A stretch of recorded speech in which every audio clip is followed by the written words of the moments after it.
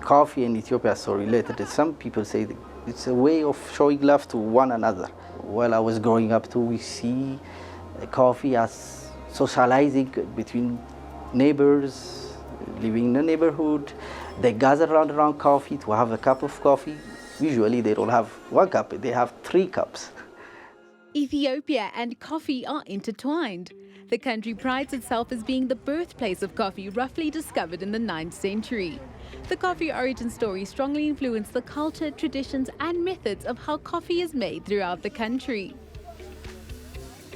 There is a common legend which everybody knows about the goat herder who found out that his goats were acting differently from before.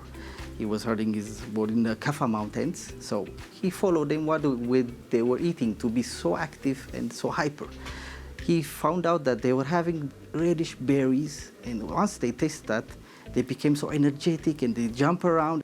At that time, there was a monastery nearby, so he went with the berry, tell them what happened. The abbot at first wasn't excited, so he threw it in the fire.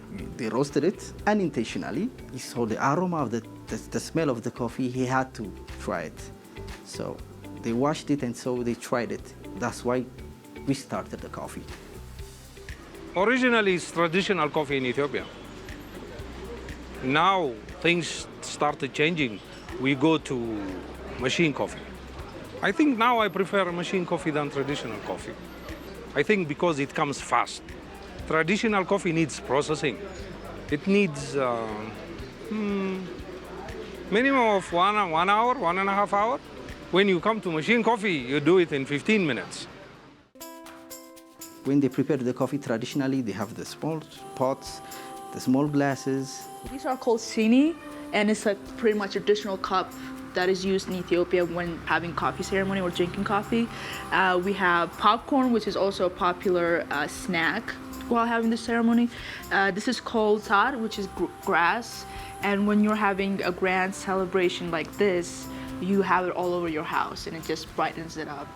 And this is ambasha. It's a type of bread that is made in Ethiopia. It's really good. It's also another popular snack. And this is buna, which is coffee. I'm roasting it right now. The next few steps entail manually grinding the coffee and then scooping the grinded coffee into a clay pot called a jabena. The whole process takes a few hours to complete, leaving plenty of time to socialize. Once done, 3 rounds of coffee is distributed to each guest.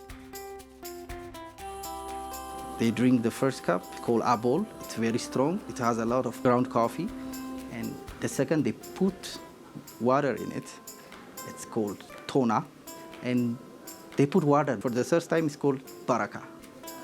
That's how we came for the dark roast, medium roast, light roast.